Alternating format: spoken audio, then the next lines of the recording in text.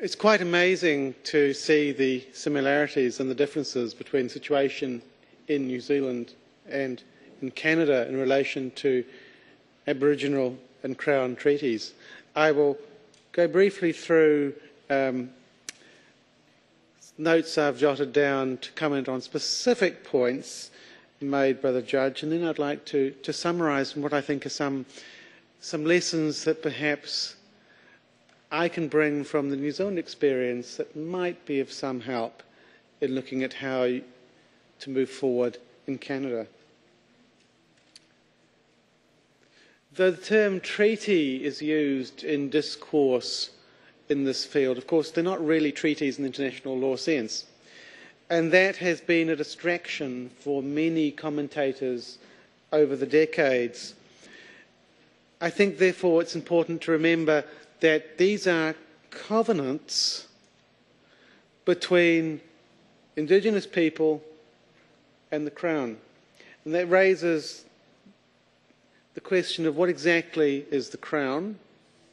At least for us nowadays, we can say the Crown is both the Queen, the Governor-General, the Lieutenant Governors, and also the broader legal concept of the Crown. But we know that for the signatories to these treaties, legal principle was less important than the physical reality that it was an agreement with Queen Victoria or another sovereign. The symbolism, therefore, is important. And I was fascinated that the judge referred to the fact that these treaties are referred to as being sacred, because the term that's used widely by Maori groups in New Zealand is that the Treaty of Waitangi is akin to Holy Writ. The same principle exists, the same concept. This is not simply a legal document, and that I think is the first warning that we should take. One of the problems that both of our countries have experienced is that there has been an attempt to resolve treaty difficulties and differences by recourse to the courts. Legal solutions to what are primarily social and political agreements or difficulties will never work in the long term. The question was asked, or the proposition was put forward, that the question really is, how are we going to live together? The treaties were intended to be a formula for the future, not simply a resolution of a particular specific problem. And that brings us on to the question of the honour of the Crown and the role of the Crown as holding a fiduciary duty. The former, I think, is more important because the latter is a legal principle. And as I've just indicated, I think, although I'm a lawyer, if we address this whole issue by looking at legal formula, legal solutions and court judgments, I think we are in danger of making the whole debate more sterile and less meaningful to the participants. The human connection is more important. So the concept of the honour of the Crown, I think, is a particularly useful one. And there's an example of how that operated in New Zealand in the 19th century and into the 20th century. We have one treaty, not 68, which in some ways makes it easier for New Zealand compared to Australia, in that there's only one document to deal with. But the principle remains exactly the same as it is in Canada. The Crown has undertaken to make certain, or has undertaken certain promises, has given certain undertakings to the signatories to the treaties. And what do you do if one or other of the parties fails to honour the treaty?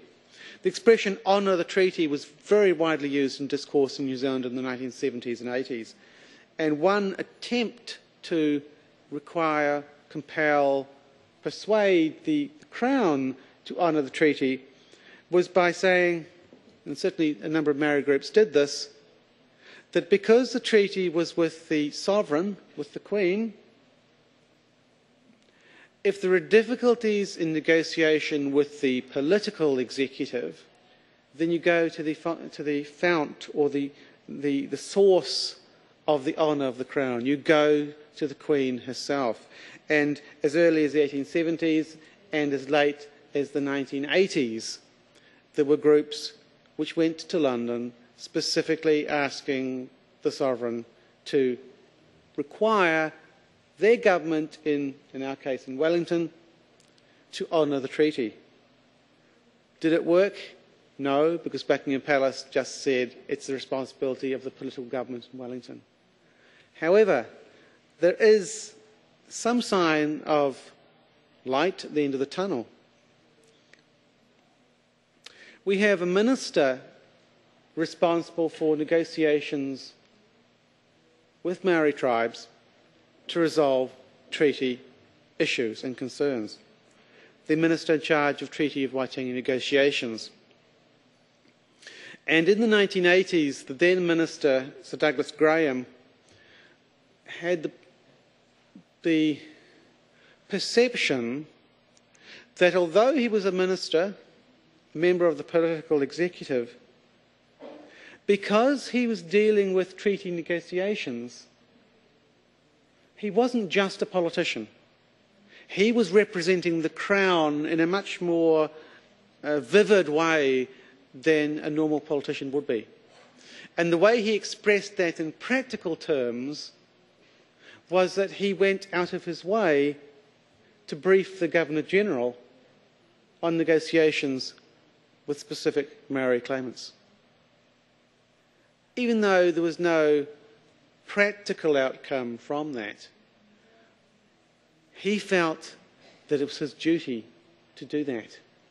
And it does certainly appear that that was appreciated by the Maori negotiators, who felt that here was an example of a representative of the political executive who could see that he wasn't simply a politician, he was representing or negotiating for the Crown, negotiating for the honour of the Crown, and doing so in an open and fair way. The other comment I would like to make is that we have had a process since, process for the last 35 years in New Zealand for resolving treaty disputes. Most of these can be traced to what are called the land wars of the 1860s. Perhaps not surprisingly, after 1840 in New Zealand, with the increase in the European settler population, it was necessary to acquire land, and some of the acquisition was not as lawful and as fair as it should have been. By the 1860s, conflicts led to, and disagreements led to open warfare, rebellion by a number of Maori tribes. The only way these tribes could be punished was by confiscation of land, and unfortunately, in some cases, even tribes that were not in rebellion had land taken from them. Needless to say, there was a lot of concern about this, and by the 1970s, there was a process introduced to resolve these problems. But this is where the warning comes in. We still have not reached the end of resolving disputes. The process of negotiating settlements with individual Maori tribes has led to a considerable degree of cynicism in the general population and has created what has been described as a Maori gravy train, where the only real beneficiaries of the process are the lawyers who conduct the claim negotiations. And the Maori tribes, though ultimately they may receive substantial payouts, in one case, for instance, a Maori confederation received payments which are valued at approximately $1 billion, which is quite a substantial amount of money. Overall, the settlement process has been painful. So whatever you decide to do, look closely at the New Zealand example and try to avoid it if you possibly can. At least you do have the precedent of the 1763 Royal Proclamation, which gives you a framework that can be used. It can be updated. From time to time in New Zealand, it has been suggested that the Treaty of Waitangi, being imperfectly drafted and unsatisfactory for the 21st century, should be renegotiated. The problem is who would negotiate. At least in Canada, you have the example of an 18th century Royal Proclamation which wouldn't actually require signatories on two sides. You simply release that by the Crown. Obviously there would need to be consultation and so on, but you've got a framework that could be used. And I would suggest that that would be one very important way that you could use to avoid the problems New Zealand has had in resolving what are quite legitimate concerns in the Maori population about the way in which they were treated. It's necessary above all, I think, to avoid the overuse of litigation. That has been the bane of the settlement process in New Zealand. So much so that we now find that it's not Maori groups suing the Crown that has been occupying court time and wasting millions of dollars. It has been Maori groups fighting among themselves for the spoils. A very unsatisfactory situation for all concerned. So I do appreciate the chance to comment on Judge Arnott's paper, and I think the similarities and the differences between Canada and New Zealand are very instructive. We've actually learned a lot in New Zealand by looking particularly at the Canadian jurisprudence.